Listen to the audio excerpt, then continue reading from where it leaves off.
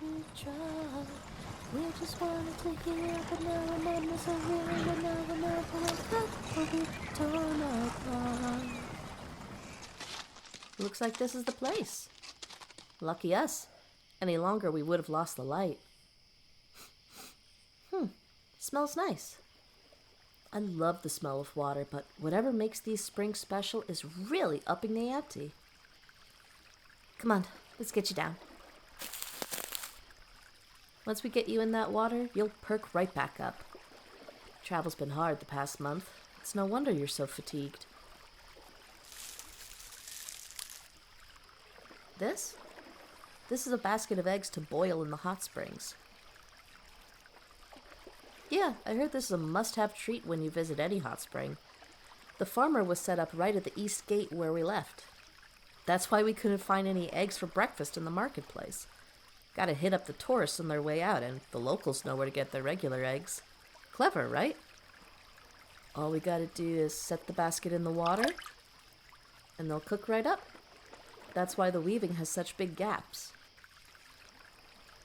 Will they help? Maybe. Get some of the goodness of the spring directly into you. Or maybe it's just relaxing to eat a boiled egg under the moonlight. Who knows? Either way, it can't make things worse. There we go. Got the cart made up so we can go to bed right after, while we're still warm and cozy. Need any help getting undressed and in the water? No? Okay. No need to blush so much. I'll even give my focus to the cart if you're feeling shy. Let me know when you're good.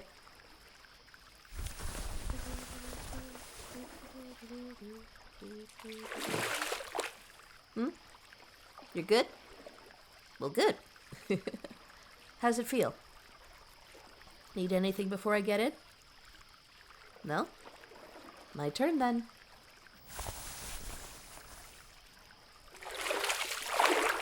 Ooh, that does feel nice. All things considered, this is a beautiful place. I wish places like this were more common. Just being able to stop at a hot spring on any path and just have a nice soak before continuing your journey. I guess that just gives us more reason to appreciate them when we find them. You know?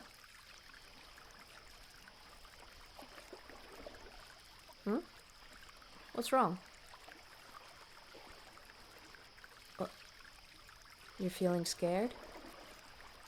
You want to talk about it? What? Hey.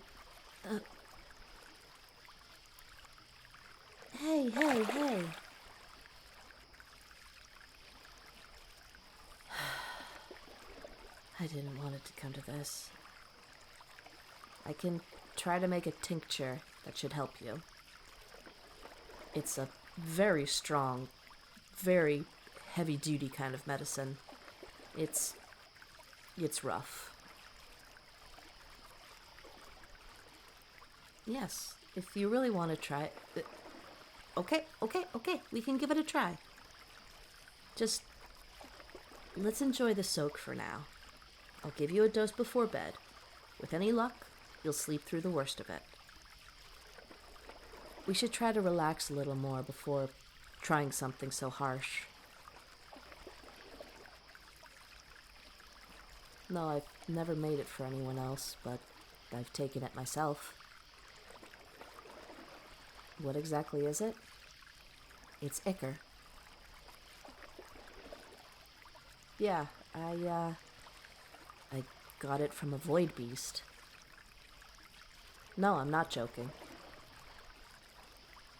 No, I don't think you... Fine. I'll tell you how I got it. So there was this one night... No. You see, way back... No. If I'm gonna tell you this story, you're getting the whole story. And if I'm doing that, I need you to look at me. Yes, you are going to look at me. Because how I got this ichor came from a great cost. It's a lot of scars, huh? You were always too modest to see me like this, even after that one Null attacked. You could barely stand to look while you helped bandage me. Only a few of these came from fangs and claws and blades. The rest, I gave to myself. It's the last lesson I ever took from my master. Her name was Tabitha. Did I ever tell you that? You never asked because my eyes looked so sad. Master Tabitha was an amazing woman, an incredible necromancer. I loved her. In so many ways, I loved her. I told her so often. I even asked that she wait for me. I wanted to ask for her hand after I finished my apprenticeship with her. She and I lived in her cottage, just outside the town of Nickany. She mostly did funerary work. So many peoples traveled far just for her touch. Tears would soften from her words. Backs stood a little straighter. Master Tabitha made the hardest part of death seem less scary. But death is scary by its very nature, and not everyone handles goodbye with grace. There was a parent. The death was still fresh, just their little one snuck off, and the grief. Master Tabitha refused to resurrect the child, no matter how much begging. Our hearts ached at the loss, but we must have looked stone cold to those maddened eyes. To deny the call of death is the greatest perverse of nature. A true necromancer would rather eat their own heart from their chest before resurrecting the dead. They didn't care. I don't even remember seeing the knife. Not before it drove into the soft of her belly. I held her. I saw the light dim in her eyes. Those eyes.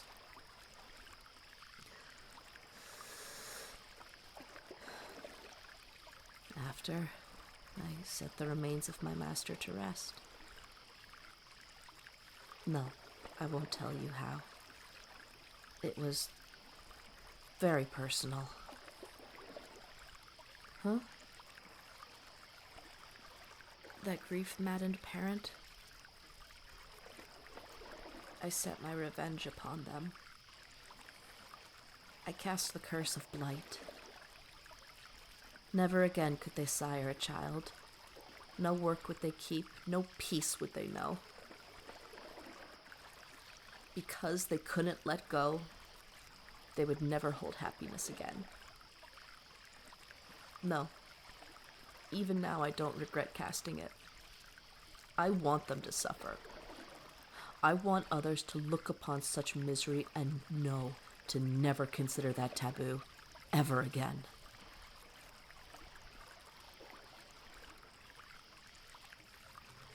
And what happened next? I sat with my grief, marinated in it. I don't know how much time passed. My heart felt sick, black and oily. I was filled with a dripping sludge. I think that's what attracted it. Void beasts will seek out matching energies. This one stayed near me for ages. Long enough that the sovereign of anguish decided to reach out to me. The sovereign is a force of sensation, vulnerability, risk, but also healing. I received a glass dagger. The blade was barely as large as my thumb. I had a choice. I could have ended all the pain right there, right in a soft spot of flesh, just like her. Instead, I stuck and bled the void beast. I didn't kill it. I couldn't. I bottled as much ichor from it as I could before it finally left. The ichor burned my insides, but I needed that heat. Do you know how when you wash up in a basin, the water becomes brown from the filth? That's how the Sovereign of Anguish works. You are not healed completely. The wound is simply washed clean, so the proper healing can begin. The Sovereign, the ichor, they began the crumbling of the wall that I hid myself behind. But I had to crawl out the rubble to come out to the other side. And it did. But when the ache inside is too great, I bring it out to the surface. This big one here, this was my first. I learned to embrace pain. It gives me a focus. It quiets the memories.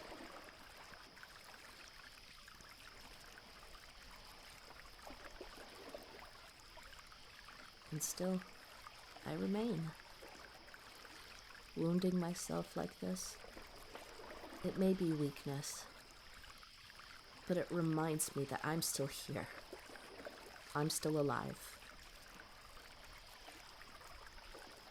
That life is pain, but it's worth it. Every time. And that is what inspired me to finally go on this pilgrimage, to honor my master, to give me a way to finish my apprenticeship with her.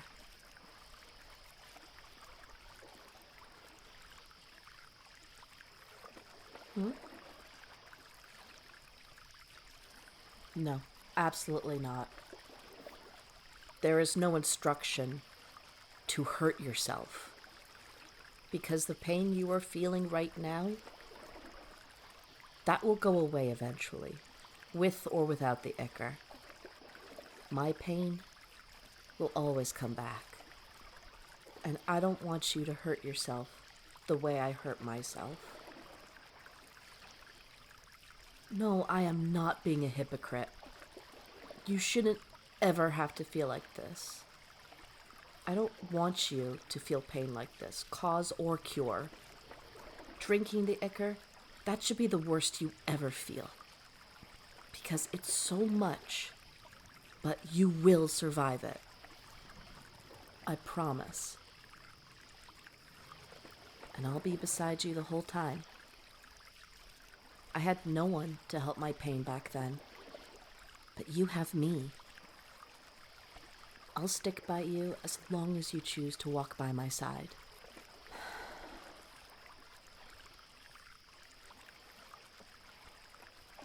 I think the eggs are ready. Have one?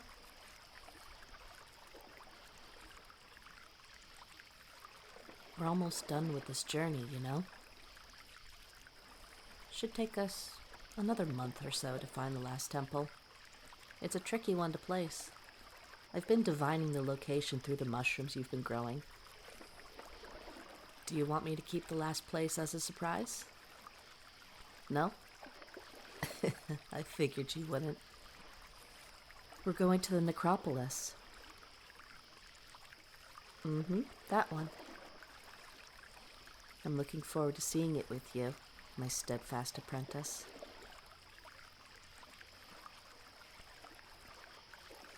It really is a beautiful moon tonight.